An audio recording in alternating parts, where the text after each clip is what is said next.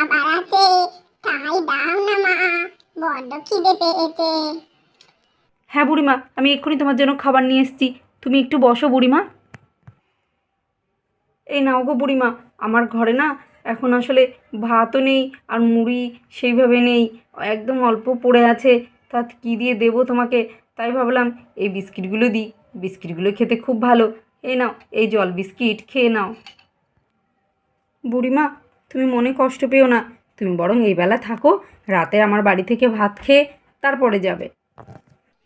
আরে না না মা, কষ্ট পাইনি, কতদিন আমি খাবার পাইনি।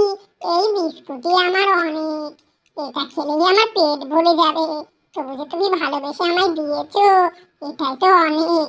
কতবারই তো ঘুরলাম, একটু জলও কেউ দিতে চায় না গো। তবু তো তুমি তোমার সামর্থ্য মতো খাবার দিয়েছো।